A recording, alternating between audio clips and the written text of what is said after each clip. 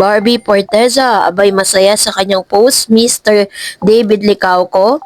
Revelasyon, abay ready na nga bang mag-asawa? But before that, if you haven't subscribed yet to my YouTube channel, please don't forget to like, share, and subscribe at i-hit mo na rin ang notification bell for more showbiz updates.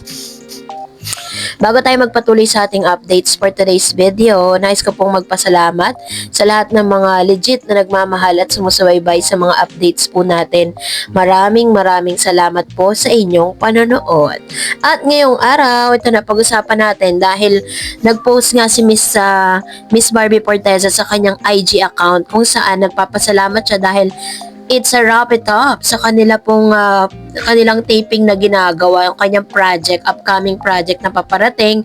And talagang sobrang happy nga ang isang Miss Barbie dahil may na-fulfill na naman siyang another ngayong araw. Pero alam niyo po ba na mas happy ang ilan sa mga Barda fans dahil sa sunod-sunod na mga paayuda ni Barbie at saka ni Mr. David Licauco.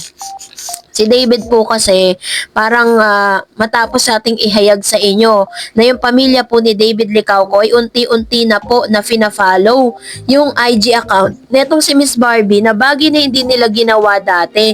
Pero sa ngayon talaga nagpapakita sila kung gaano nila sinusuportahan si Miss Barbie Porteza at kung gaano nila tinatanggap ito. Dito naman po sa IG account naman ng mami netong si Miss Barbie Porteza ay pina-follow niya na rin si Mr. David Licauco. I don't know sabihin niyo sa akin kung mali ako kung ngayon lang ba niya finalo si David or dati pa. Pero as far as I remember, is talagang parang wala pang followan na nagaganap. And dito po sa isang interview ni Mr. David Licauco ay talaga napakarami pong revelation dahil sinabi lang naman or parang in-interview po si Mr. David Licauco patungkol po dun sa kanyang parang yung kitaan niya, no? Sabi diyan, David Licauco kumita ng 50 million sa isang taon. Ganto po katindi, no? Dahil isang tanong sa kanya na sabing gano'n na mayagpag sa showbiz career ni Kapuso actor pambansang Ginoo David Licauco ngayon. Kasabay nito, pinagsisikapan din niya ang iba't iba niyang mga negosyo. Nasa industriya ng food and beverages ang mga negosyo ni David. May 3 branch na ang kanyang Korean style fast food brand na Kuya Korea, habang 2 naman ang branches ng inyong restaurant na Sobra Cafe. Bukod dito, mayroon din siyang sideline na construction. Sa interview ni David sa School of Discarte, binahagi niya ang challenges ng pagninegosyo lalo na at kasabay nito ang kanyang pag-aartista. Pero tila pinagpawisan kaagad siya sa simula pa lang ng interview nang matanong si David kung magkano ang pinakamalaking kita niya sa isang taon na pinaghalong showbiz at negosyo. Ang hirap ng tanong mo pare, sabi niya. Tatawang sagot ni David at pinahula na lang niya ang halaga.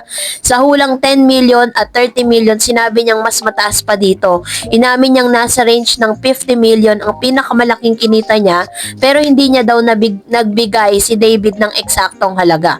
Inamin din ni David na ang pinakamalaking challenge para sa kanya ngayon bilang isang negosyante ay ang paghahanap ng tamang tao na magiging katuwang niya sa pagpapatakbo ng kanyang mga negosyo. So ito po yung isa sa mga naging biruan dahil po sa laki ng kinikita ni Mr. David Licauco sa kanya pong pag-aartista, combination po ng kanyang mga negosyo, is parang yun yung tanong sa kanya na ready na daw ba di umano na parang lumagay sa tahimik itong si Mr. David Licauco. Ito actually yung pain point ko sa pagninegosyo, especially now na showbiz ko is up there and business ko is going up also. Before kasi I was used to doing everything, halos lahat ako sa marketing, operation, finance, kausap ng supplier, purchasing, paliwanag niya. But now of course, I'm in this macro state that I have to start delegating, and it's been a problem of mine kasi medyo perfectionist ako. I tend to micromanage, so what I'm trying to learn is become a leader pagpapatuloy ni David. So, ibig sabihin, parang sinasabi niya na talagang pinagkakasya niya yung kanyang oras sa pagninegosyo at sa kanya pong showbiz career. So, biro nga ng ilang mga netizens sa comment section na sa kinikita raw ni Mr. David Licauco ay pwedeng-pwede na itong lumagay sa tahimik. Sabay tagpo sa pangalan nitong si Miss Barbie Porteza. So, ano kaya ang mararamdaman ng isang Barbie Porteza patungkol sa bagay na ito? Mag-comment po kayo sa comment section. At ngayon naman, ngayon, magbasa tayo ng ilan sa mga komento ninyo patungkol sa ating latest updates. First comment coming from Miss Victoriana Gonzalez. Nako, tigilan na Alden. Basta kay David lang si Barbie. And sabi ni Miss Yanin Robles, lahat na lang ng madikit ipapareha boyfriend. Baka pati si Boy Abunda ikabit na dentro. Diba? Kasi magkasama sila sa running mate kasi ni ni Miss Barbie. Kasi nga, parang nagkaroon sila ng nagpagiging magkaibigan nila dahil po doon sa kanilang serye. Sabi ni Miss Grace Decena, they were still in relationship but they were already so sweet with each other, and as their follower, observing their moves show that they have something deeper for each other. That's only they know. Yan, to naman yung kanyang komento with regards dito po sa updates po natin. Pero syempre, kung ano man po yung nakikita ninyong magandang relasyon mula kay Mr.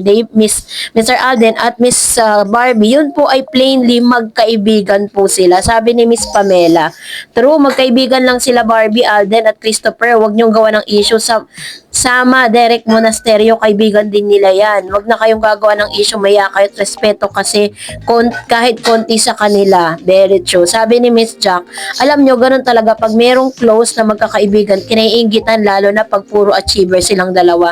Yun ang reason, inggit. Ngayon. So, saan kaya nagmumula yung sinasabi dito ni Miss Jack, So, anyways, yun po yung ilan sa mga reaksyon ng mga nanood sa ating pong latest updates, Actually po, ngayon is talagang si Alden kasi yung parang naging coach nitong si Miss Barbie Forteza, sa kanya pong sa kanyang pagtakbo, 'di ba?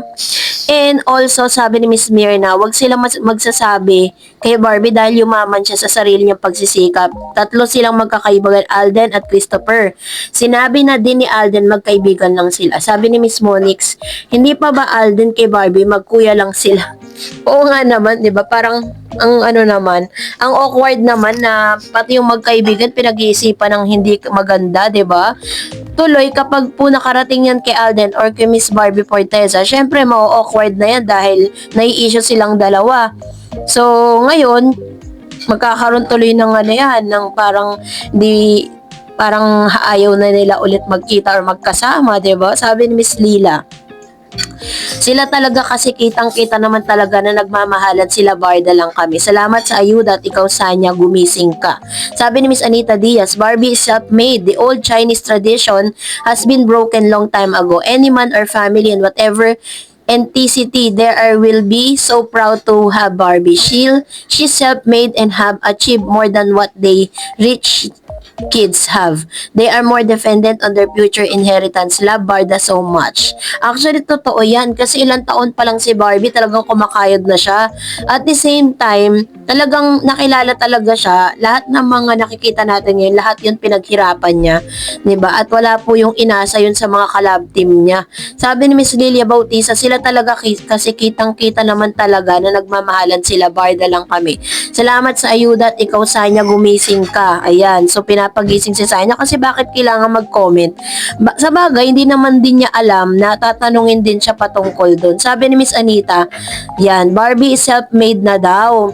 So, parang naulit lang siya, So, that's it for today. For more videos and updates, please don't forget to like and subscribe. And please don't forget to follow my Facebook page, Dar Eds TV. God bless everyone.